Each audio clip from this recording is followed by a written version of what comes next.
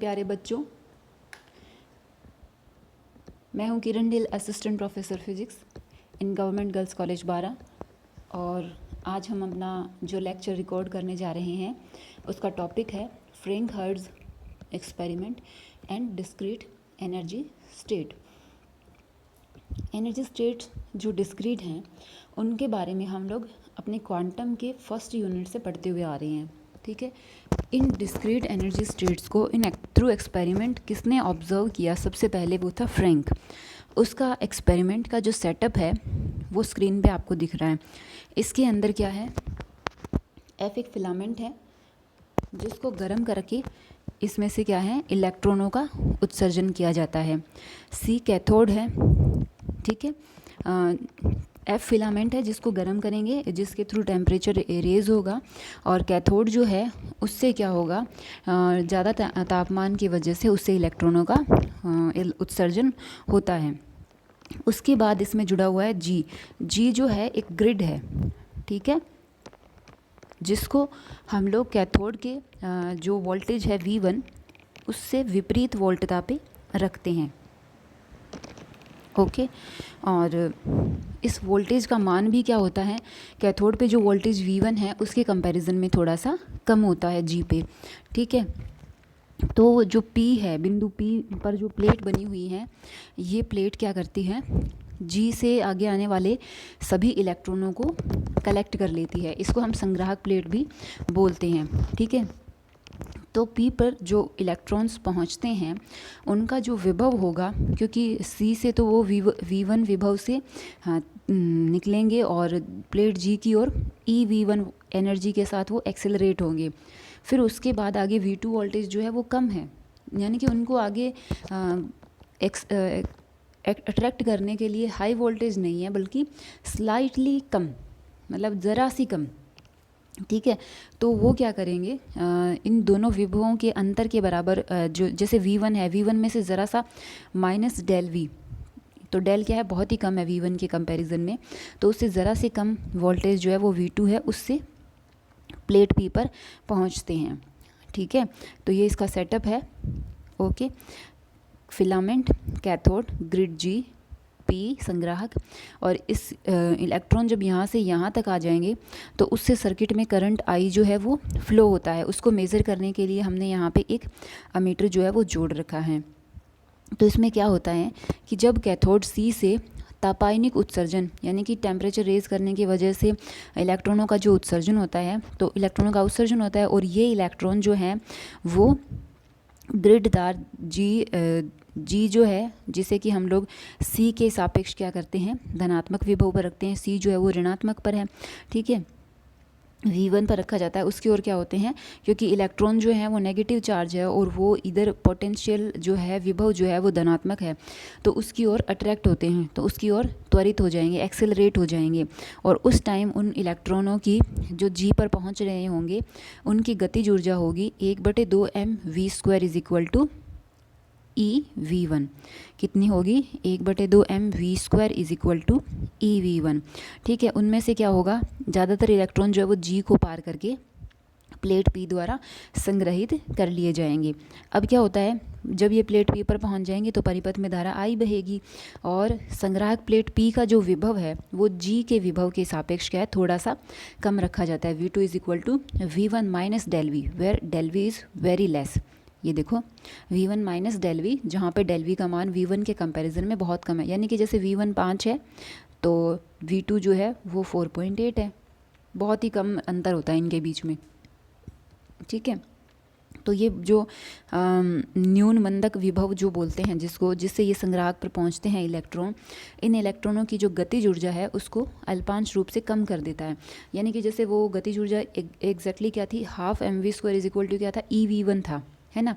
Half पहले क्या था, वो इस गतिज ऊर्जा से ग्रिड G पर आए थे, लेकिन आगे जो है वो पोटेंशियल थोड़ा सा कम है, तो ये गतिज ऊर्जा क्या है, थोड़ी सी कम हो जाती है। ओके। लेकिन इससे क्या है, प्लेट पी पर जो इलेक्ट्रॉनों का अमाउंट कलेक्ट हो रहा है उसकी संख्या पे कोई प्रभाव नहीं पड़ता, वो एज इट इज़ उतने ही नंबर ऑफ इलेक्ट्रॉन उस पर पहुँचते हैं, यानी कि धारा के मान पे उतना प्रभाव नहीं पड़ेगा।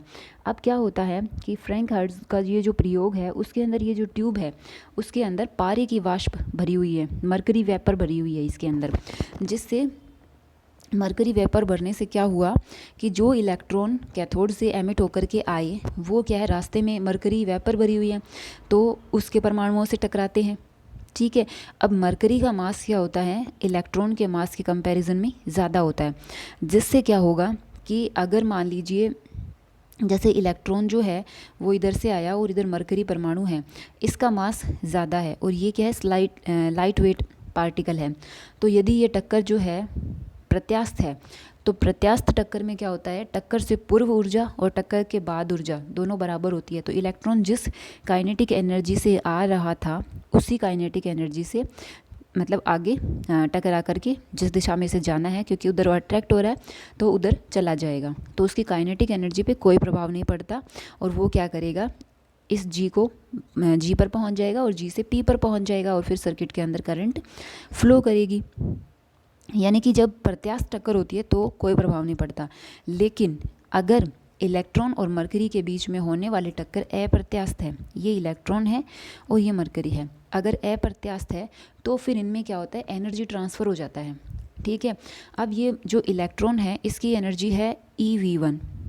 ओके, तो इस एनर्जी या इस काइनेटिक एनर्जी से जो है वो आगे बढ़ रहा है। तो अब क्या होता है, जैसे मरकरी परमाणु है वो अपने मूल ऊर्जा स्तर में है, इलेक्ट्रॉन से उसने एनर्जी गेन कर ली, अगर अप्रत्यास्थ टक्कर हुई तो गेन करने से क्या होगा, वो मूल ऊर्जा स्तर से एक्साइटेड स्टेट में चला जाता है मरकरी परमाणु। ठीक है, ये चीज़ हो सकती है, लेकिन ये चीज़ भी तभी होगी जब जो इलेक्ट्रॉन आ रहे हैं उनके पास मरकरी परमाणु को मूल ऊर्जा स्तर से अपर लेवल में पहुंचाने के लिए सफिशिएंट एनर्जी हो।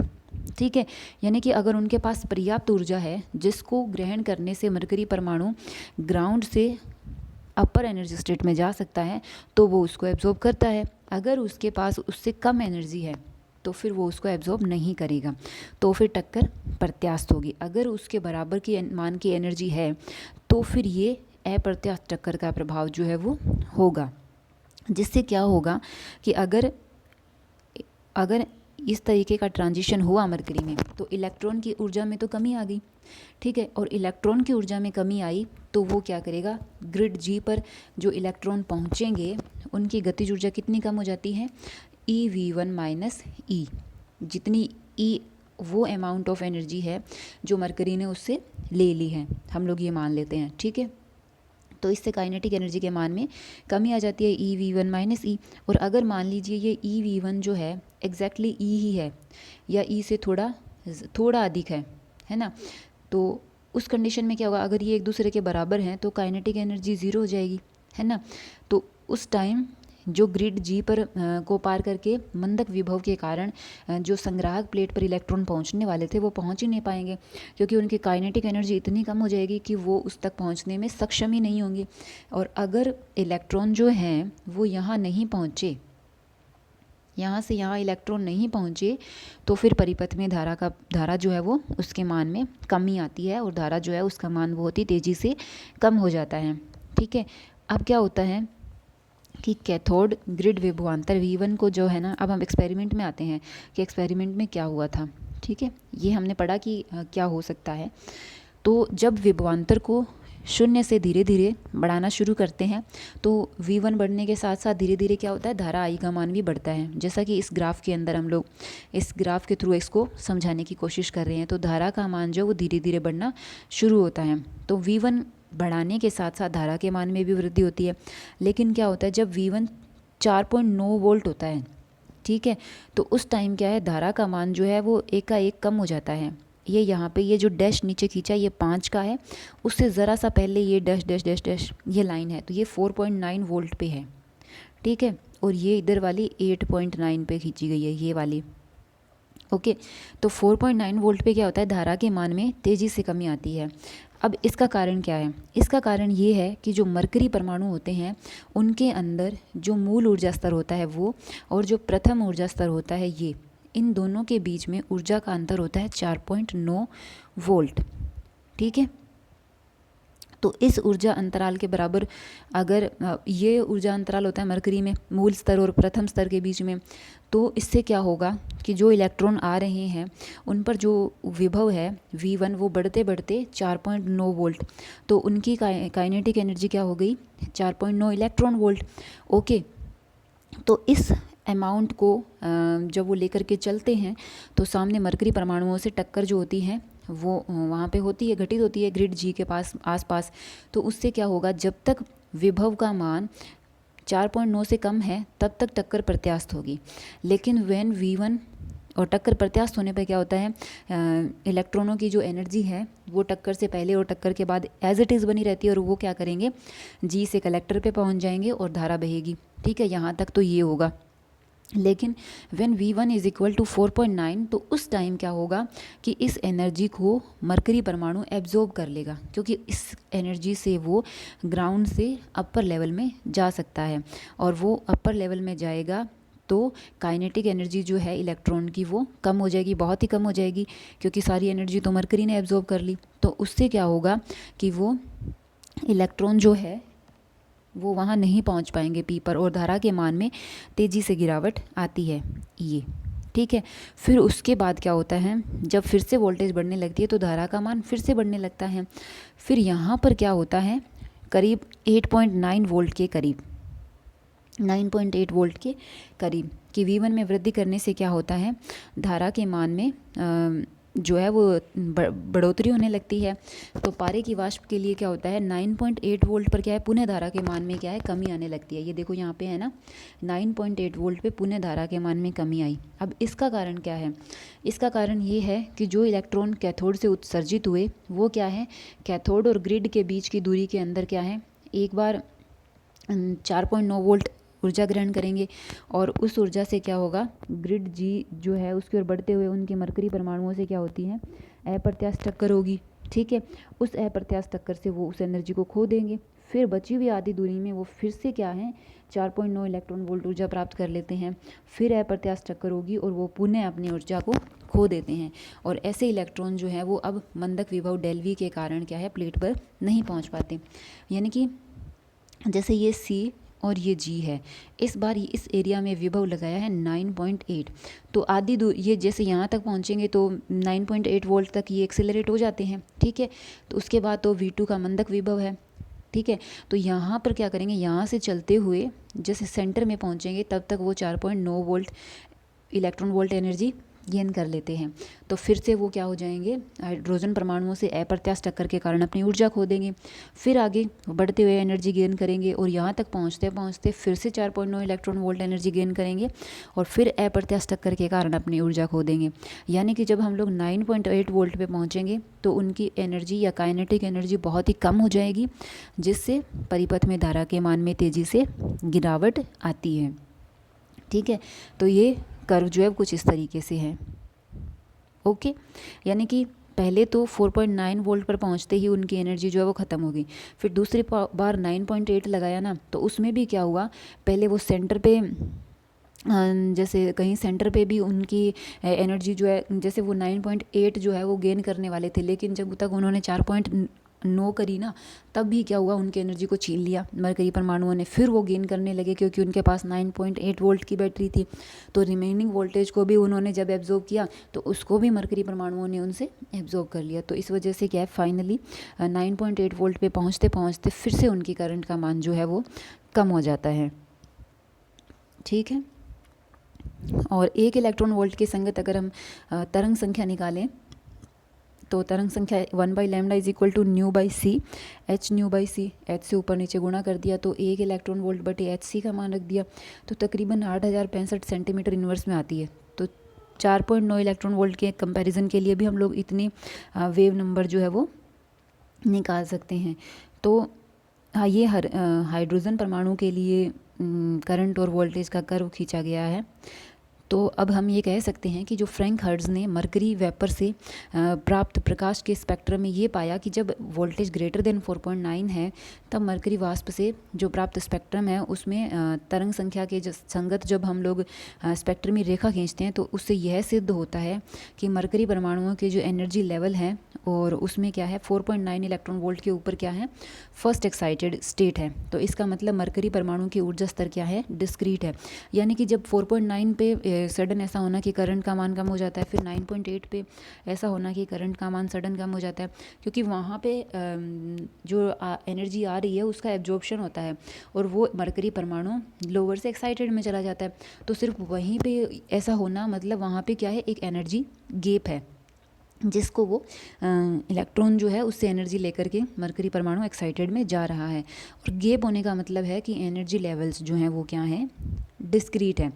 तो थ्रू दिस एक्सपेरिमेंट हम लोगों को ये पता चला कि मरकरी की जो वाष्प है उसके अंदर जब ग्राउंड से अपर लेवल के अंदर वाष्प से जो हमें स्पेक्ट्रम प्राप्त होता है, जो या यूँ कहें कि मरकरी की जो वेपर है उससे जो एमिटेड लाइट होती है उससे जो हमने स्पेक्ट्रम लिया, तो उस स्पेक्ट्रम को जब हमने इस एक्सपेरिमेंट के थ्रू स्टडी करने की कोशिश करी तो वही 4.9 एंड 9.8 जो था उस पर वो सिमिलर जो है घटनाएं हो रही थी जैसा कि स्पेक्ट्रम में मिला था।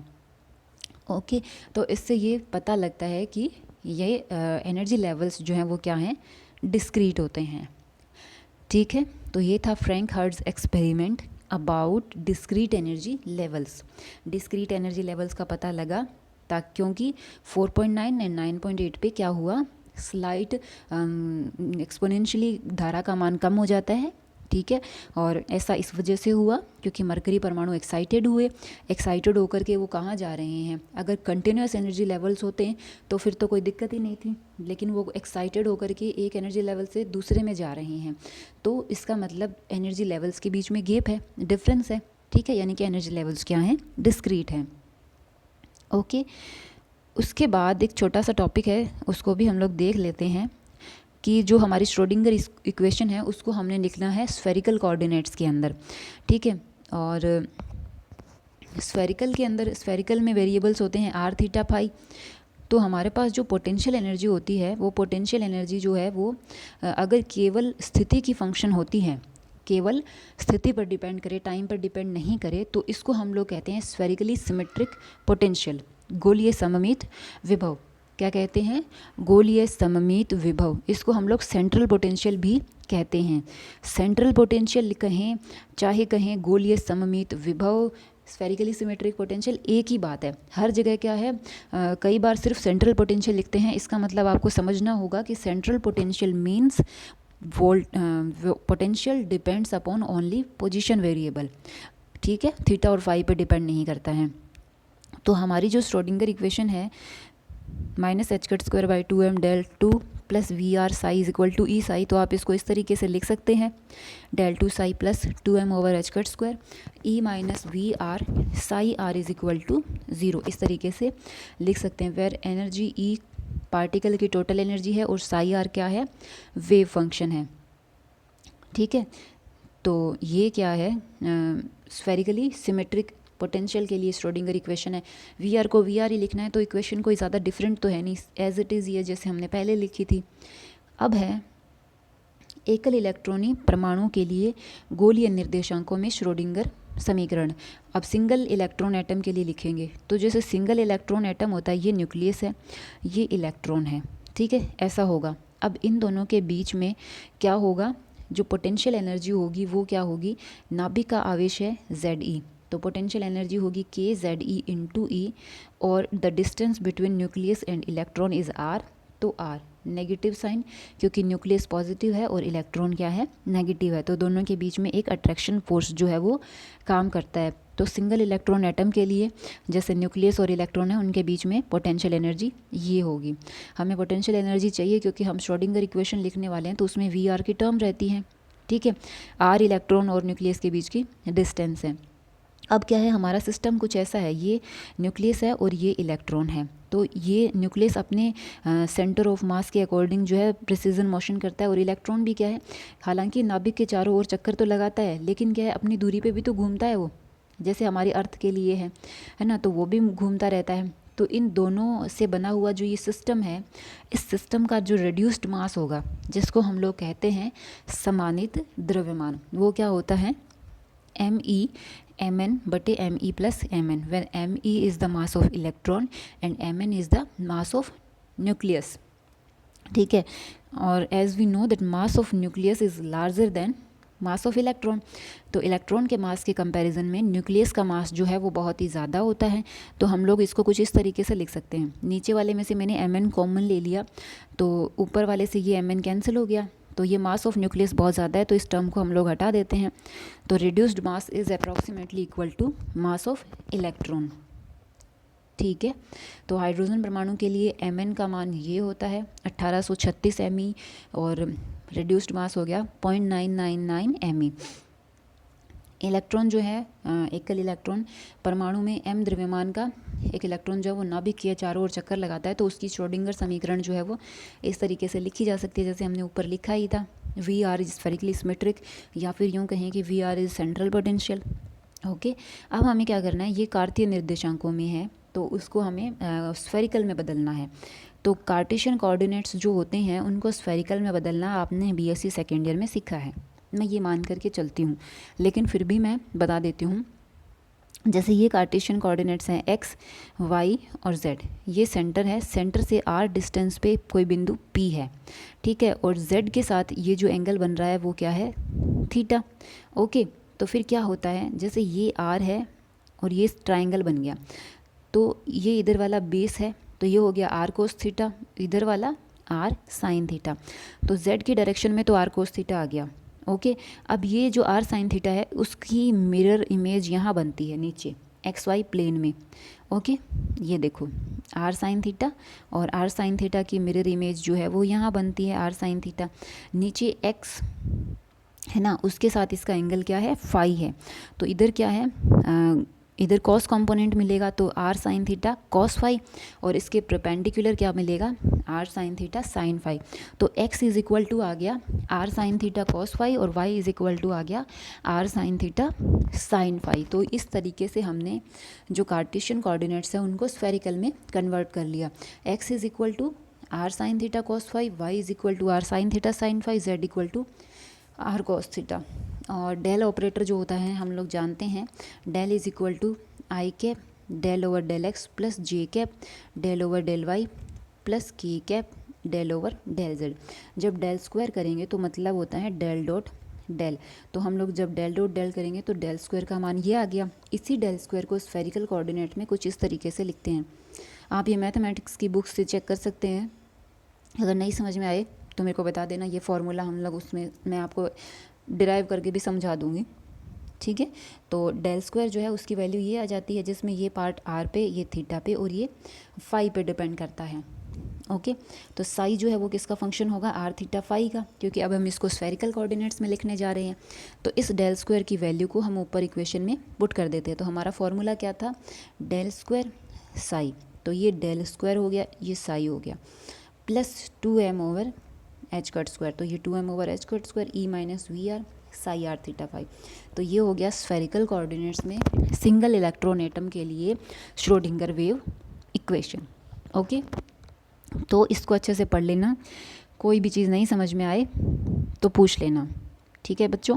खुश रहो, स्वस्थ रहो, पढ़ते रहो, हर रोज़ डेली अपना वीडियो जो है वो नोट्स कॉपी करो, लिखो, ठीक है। और नहीं लिखते हो तो कम से कम उनका प्रिंट आउट ले लो और बाद के लिए रख लो, ताकि आप उसको पढ़ सको।